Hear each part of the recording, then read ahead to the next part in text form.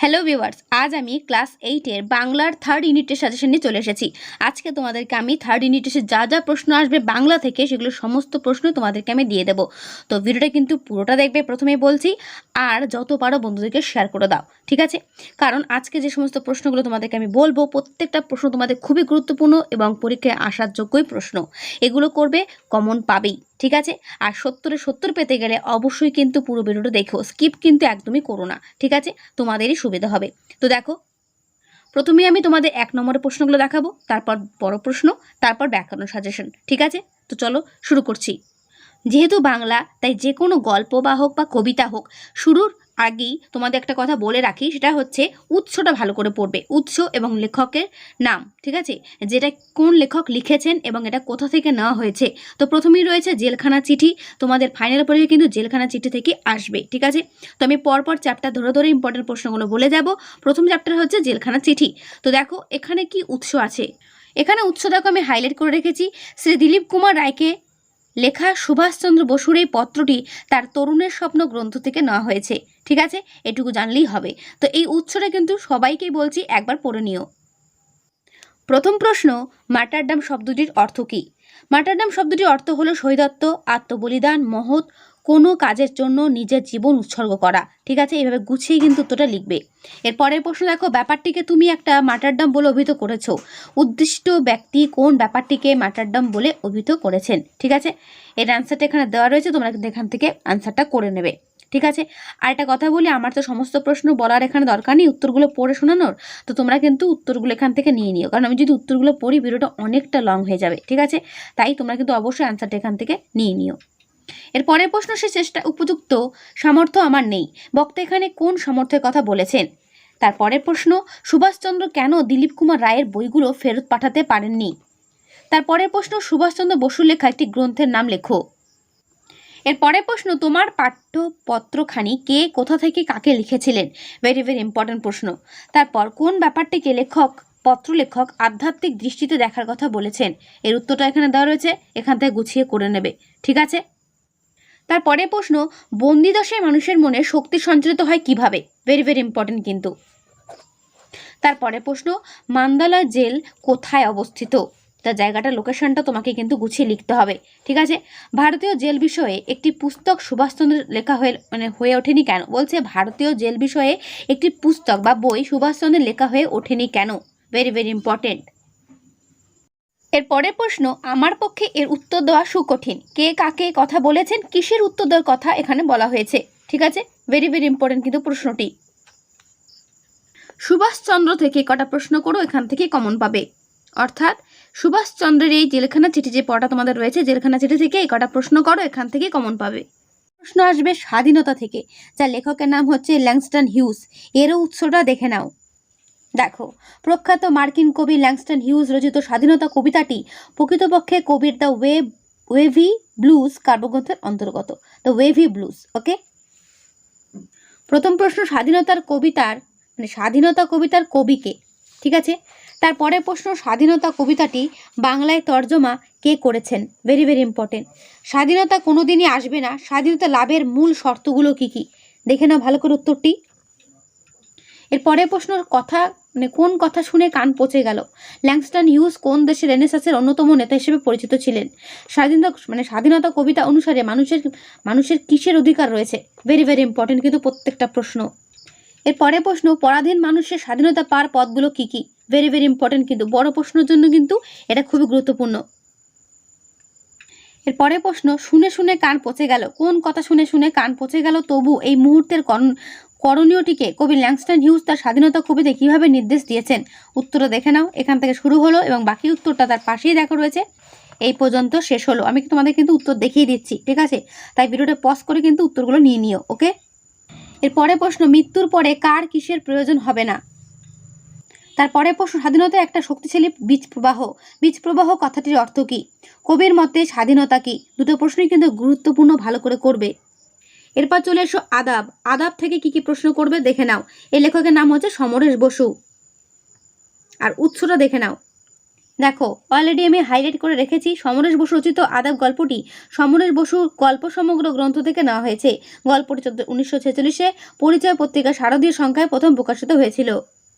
প্রথম প্রশ্ন, ডাস্টবিনের দুই পাশে দুটি প্রাণী, প্রাণী দুটির পরিচয় দাও। Very very important. তারপরের প্রশ্ন, গল্পে কোন নদীর প্রসঙ্গ রয়েছে? তারপরের প্রশ্ন, সুতা মজুরের ঠোঁটের কোণে একটু হাসি ফুটে উঠল, তার এই হাসির কারণ কি? এর পরের প্রশ্ন, আদাব গল্পে আদাব শব্দের অর্থ কি? ঠিক আছে, ভেরি ভেরি ইম্পর্টেন্ট। তারপর আদাব গল্পে কোন সময়ের পর্বের কথা বলা হয়েছে? রাত্রির নিস্তব্ধতাকে কারা কাঁপিয়ে দিয়েছিল?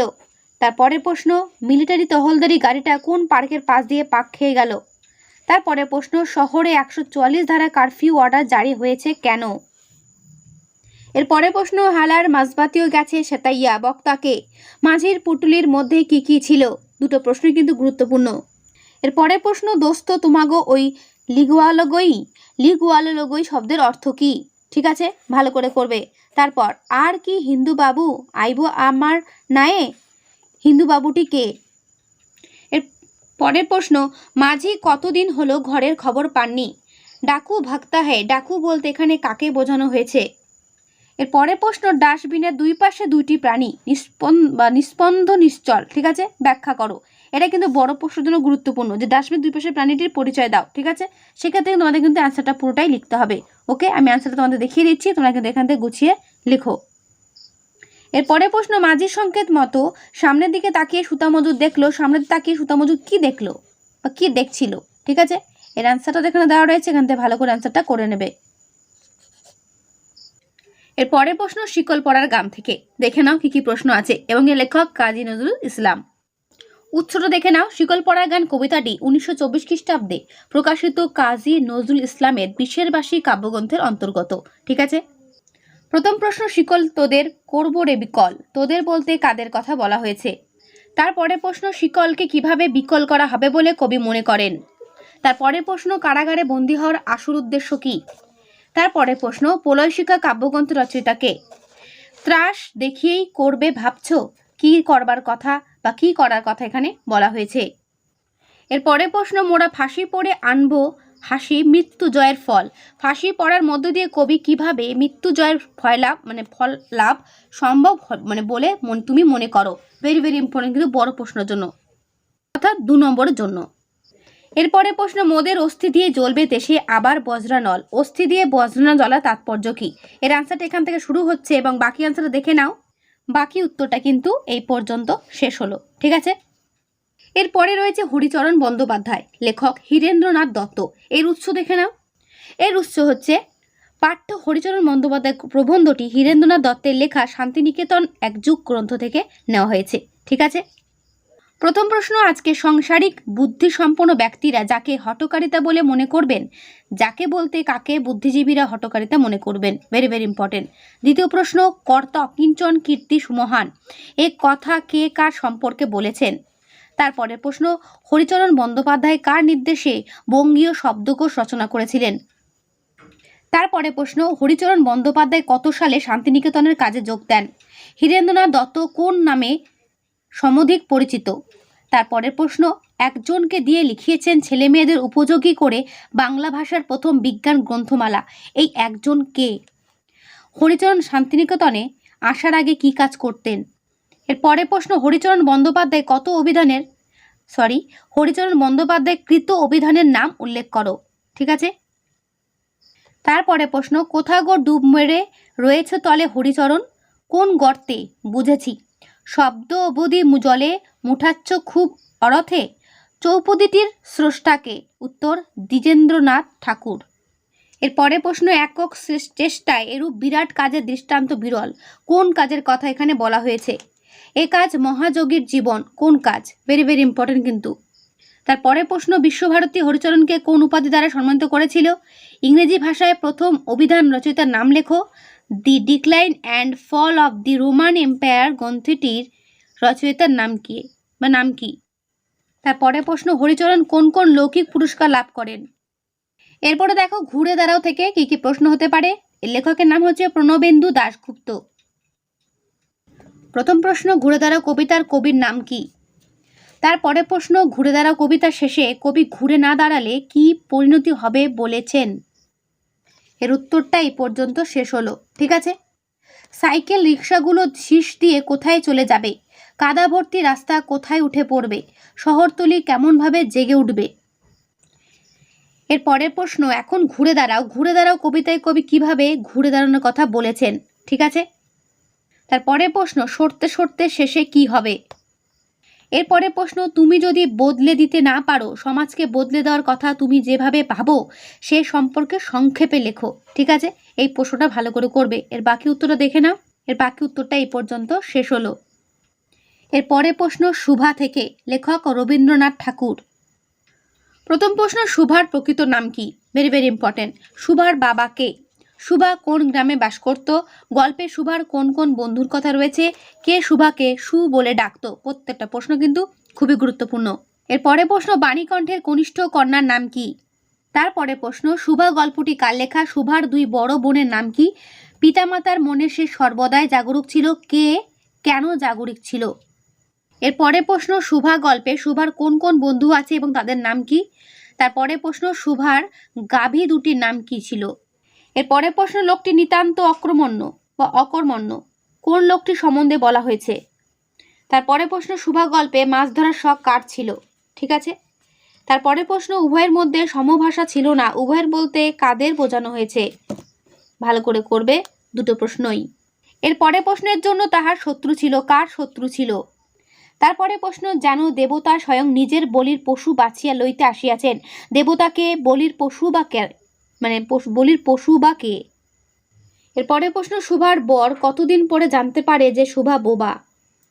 শুভা গল্পটি লেখক কোন বাক্য দিয়ে শেষ করেছেন তা লেখো। এরপর চলে এসো পরাজয়। পরাজয় থেকে কি কি প্রশ্ন করতে হবে দেখে নাও। লেখক শান্তিপ্রিয় বন্দ্যোপাধ্যায় এবং উৎস হলো পাঠ্য পরাজয় গল্পটি সিদ্ধার্থ ঘোষ সম্পাদিত খেলা আর খেলা শীর্ষক সংকলন গ্রন্থ থেকে নেওয়া হয়েছে। প্রথম প্রশ্ন, এত দুঃখ এত ব্যথা সে কখনো পায়নি। এখানে কার দুঃখ বেদনার কথা বলা হয়েছে? ঠিক আছে। তারপরে প্রশ্ন, গঙ্গার পাড়ে গিয়ে কোন দৃশ্য রঞ্জনের চোখে ভেসে উঠল? তারপরে প্রশ্ন, সারাটা সকালও ছটফট করে বেরিয়েছিল, কে কেন ছটফট করে বেরিয়েছিল? তারপরে প্রশ্ন, কথাটা মনে হতেই রাগে ফুঁসে উঠল রঞ্জন, রঞ্জন রাগে ফুঁসে উঠল কেন?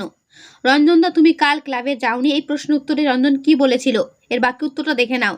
এর বাকি উত্তরটা এই পর্যন্ত শেষ হলো। কর্মসূত্রে শান্তিপ্রিয় বন্দ্যোপাধ্যায় কোন কোন পত্রিকার সঙ্গে যুক্ত ছিলেন? 10 নম্বর যাত্রীটা রঞ্জনকে কি দিয়েছে? তারপরে প্রশ্ন, রঞ্জনদাকে অত গম্ভীর দেখে কারা আর কাছে ঘেসে না? হ্যাঁ স্বপনদা, ওরা আমায় ডাকেনি, কথাগুলো কে বলেছিল? ঘোষদা একটা বড় খবর আছে, কি সেই বড় খবর? তারপরে প্রশ্ন, নিজের দলের কর্মকর্তারা কোনো যোগাযোগ না করায় রঞ্জন 3 দিনের মাথায় কাকে ফোন করে? আমি ফিরিয়ে দিয়েছি, কে কি ফিরিয়ে দিয়েছে? তারপরে প্রশ্ন, স্বপনদা যা চেয়েছিল তাই হলো, স্বপনদা কি চেয়েছিল তার কিভাবে সফল হলো? তারপরে প্রশ্ন, দুহাতে মুখ ঢেকে শুয়ে পড়লো একটা বেঞ্চিতে, কে শুয়ে পড়লো এমনভাবে শুয়ে পড়ার কারণ কি? উত্তরটা দেখে নাও। এরপরে দেখো মাসি পিসি থেকে কি কি প্রশ্ন হতে পারে। লেখক জয় গোস্বামী। উৎস দেখো, কবি জয় গোস্বামী রচিত মাসি পিসি কবিতাটি তার পাগলি তোমার সঙ্গে কাব্যগ্রন্থ থেকে নেওয়া হয়েছে। এখান থেকে প্রথম প্রশ্ন, মাসি পিসি কবিতাটি কার লেখা? তাই বুঝতেই পারছো লেখকের নামগুলো কিন্তু ভালো করে পড়তে হবে সবাইকেই। জয় গোস্বামীর লেখা দুটি কবিতার বইয়ের নাম লেখো। কখন ঘুম পাড়ানি মাসি পিসিদের ঘুম ভাঙে? ঘুম পাড়ানি মাসি পিসিরা কখন ওঠে? মাসি পিসি কবিতায় চাঁদ কোথায় থামে?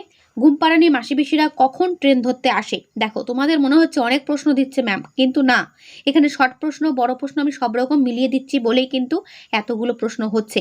এটা মাথায় রেখো, তোমাদের কিন্তু 70-70 পেতেই হবে, সেটাই কিন্তু মূল টার্গেট। সেই টার্গেটটা কিন্তু ঠিক রেখে পড়াগুলো করে যাও। ঠিক আছে। তারপরে প্রশ্ন, রাত থাকতে উঠে মাসি পিসির দল কি করেন? অনেকগুলো পেট বাড়িতে, পেটের অভিধানিক অর্থ কি? Very very important. এক মুঠো রোজগার বলতে এখানে কি বোঝানো হয়েছে? মাসি পিসিদের পরিবারের সমস্যা কি? তারপর অনেকগুলো পেট বাড়িতে এক মুঠো রোজগার বলতে কবি কি বুঝিয়েছেন? Very very important. তারপরে প্রশ্ন, ঘুমপাড়ানি মাসি পিসির বিশেষণ হিসেবে ঘুমপাড়ানি কথাটি কেন ব্যবহৃত হয়েছে? ঘুমপাড়ানি মাসি পিসির কোন জিনিস খোঁজার কথা বলা হয়েছে? সাত ঝামেলা জোটা, এখানে সাত শব্দটির ব্যবহারের কারণ কি? তারপরের প্রশ্ন, রেল বাজারের হোমগার্ডরা সাত ঝামেলা জোটায় মাসিপিসি কবিতায় উদ্ধৃতাংশটির তাৎপর্য বুঝিয়ে দাও। এই অ্যান্সারটির বাকিটুকু দেখে নাও। বাকিটুকু অ্যান্সার এই পর্যন্ত শেষ হলো। মাসিপিসিদের সঙ্গে কারা সাত ঝামেলা করে? মাসিপিসি কবিতায় কোন দুটো মাসের উল্লেখ আছে? মাসিপিসির কোলে কাখে কবি কি থাকার কথা বলেছেন? চাল তোলো গো মাসিপিসি, মাসিপিসি কোথায় চাল তোলে? মাসিপিসি কবিতায় কোন দুটো লোকাল ট্রেনের কথা বলা হয়েছে? প্রত্যেকটা প্রশ্ন কিন্তু শর্ট প্রশ্নের জন্য ভেরি ভেরি ইম্পর্টেন্ট। এরপরে প্রশ্ন, টিকিটের অ্যালবাম, লেখক সুন্দর রামস্বামী। এখান থেকে কি প্রশ্ন করবে দেখে নাও। প্রথমে দেখো উৎস, সুন্দর রামস্বামী রচিত টিকিটের অ্যালবাম গ্রন্থটি 13টি গল্পগ্রন্থ থেকে সংকলিত হয়েছে এবং পাঠ্য গল্পটি তর্জমা করেছেন শ্রী অর্ঘ্যকুসুম দাশগুপ্ত দত্তগুপ্ত। টিকিটের অ্যালবাম গল্পটিতে মোট কটি চরিত্রের দেখা পাওয়া যায়? মেয়েদের পক্ষ থেকে কে নাগরাজনের থেকে অ্যালবামটি চেয়ে নিয়ে যেত? রাজাপ্পা কিভাবে তার অমূল্য ডাকটিকিটগুলো সংগ্রহ করত? নাগরাজনের অ্যালবামটি তাকে কে উপহার দিয়েছিলেন? সেই অ্যালবামের প্রথম পাতায় কি লেখা ছিল? ভেরি ভেরি ইম্পর্টেন্ট কিন্তু প্রশ্নগুলো, এবং এই প্রশ্নের বাকি উত্তরটা এই পর্যন্ত শেষ হলো। তারপরে প্রশ্ন, রাজাপ্পা রেগে গিয়ে বলল, তোরা এমন নকল নবিশ হয়েছিস কেন রে? রাজাপ্পা কোন নকল নবিশির কথা বলতে চেয়েছে? এটা অনেকে নকনল বিষ বা নকল নবিশ যেটা খুশি বলতে পারো, ঠিক আছে, নকনল বিষটাই বলবে যে রাজাপ্পা কোন নকনল বিষির কথা এখানে বলতে চেয়েছে। তারপরে প্রশ্ন, কে 25 টাকায় রাজাপ্পার অ্যালবাম কিনতে চেয়েছিল? তারপরে প্রশ্ন, আর অমনি নগরাজন মহামান্য লোক হয়ে গেল? বক্তা কেন নগরাজন মহামান্য লোক হয়ে গেল বলে মনে করেছে? টিকিটের অ্যালবাম মূল গল্পটি কোন ভাষায় রচিত? এটা কিন্তু তামিল ভাষায় রচিত, ঠিক আছে, তামিল ভাষায়। এখান থেকে বড় প্রশ্ন এটাই করবে, অ্যালবামটা শক্ত করে জাপটে ধরে হু হু করে কাঁদতে লাগলো। কার কথা বলা হয়েছে তার এভাবে কেঁদে ওঠার কারণটি বুঝিয়ে দাও। ভেরি ভেরি ইম্পর্টেন্ট বড় প্রশ্নের জন্য, ঠিক আছে, এটা কিন্তু ভালো করে করবে। এর আনসারটা এই পর্যন্ত শেষ হলো। এরপর চলে এসো, লোকটা জানলই না, সুভাষ মুখোপাধ্যায় লেখক। এখান থেকে কি প্রশ্ন করবে দেখে নাও। এর উৎসটা কি? পাঠ্য লোকটা জানলই না কবিতাটি সুভাষ মুখোপাধ্যায়ের শ্রেষ্ঠ কবিতা থেকে নেওয়া হয়েছে। প্রথম প্রশ্ন, কাল মাধুমাস কাব্যগ্রন্থ রচয়িতাকে? লোকটা জানলই না কবিতায় বাঁ দিকের বুক পকেটে বলতে কি বোঝানো হয়েছে? তারপরে প্রশ্ন, ইহকাল পরকাল এই শব্দটা এখানে কি অর্থে ব্যবহার করা হয়েছে? তারপরে প্রশ্ন, আলাদিনের আশ্চর্য প্রদীপ বলতে এখানে কি বোঝানো হয়েছে? লোকটা জানলই না কবিতায় লোকটি বাঁ দিকের বুক পকেটের আরেকটু নিচে হাত দিলে কি পেতেন? তারপরে প্রশ্ন, কড়ি দেওয়ার জন্য লক্ষ্মী কিসে করে এলেন? লোকটা জানলই না কবিতায় রণ পায়ে কে এসেছেন? লোকটা দু আঙুলের ফাঁক দিয়ে কি খসে পড়ল? এরপরে প্রশ্ন, লোকটা জানলই না কবিতায় কোন কথাটি লোকটির অজানা থেকে গেল? এরপরে প্রশ্ন, খসে পড়লো তার জীবন, কিভাবে জীবন খসে পড়ল? লোকটা জানলই না এই পঙ্ক্তিটি কবিতায় কতবার ব্যবহার হয়েছে? পঙ্ক্তিটি একাধিকবার ব্যবহারের কারণ কি? এরপরে প্রশ্ন, হাওয়াকে কবিতায় ছোটলোক বলা হয়েছে কেন? তো এই হলো তোমাদের পড়াগুলো থেকে সাজেশন, অর্থাৎ কবিতা ও গল্প থেকে সাজেশন প্রশ্ন। এগুলো ভালো করে করো, এখান থেকেই কমন পাবে, ঠিক আছে। আজকের ভিডিওটা অনেকটা বড় হয়ে গেল, সেজন্য আমি কিন্তু ব্যাকরণ আর চিঠি বা যেগুলো তোমার রচনা হচ্ছে সেগুলো সাজেশন দিতে পারলাম না।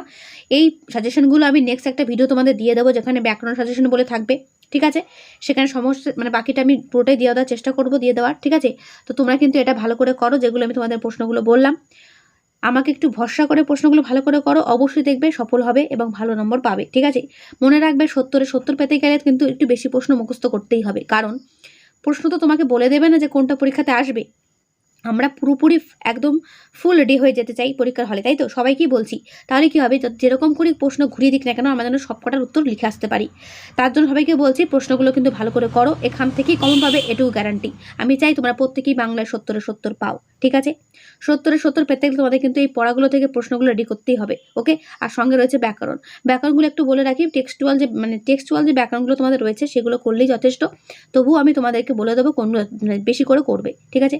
তো আজকের ভিডিওটা আমি এখানে শেষ করছি। কেমন লাগলো অবশ্যই কমেন্টে জানাবে, ভালো লাগলে লাইক ও বন্ধুকে শেয়ার করতে ভুলবে না। আর যদি কোনো রকম কোনো প্রশ্ন থাকে সেটাও কিন্তু অবশ্যই আমাকে কমেন্টে জানাবে। তো আজকে এখানেই দেখা হবে নেক্সট ভিডিওতে, ভালো থেকো সবাই।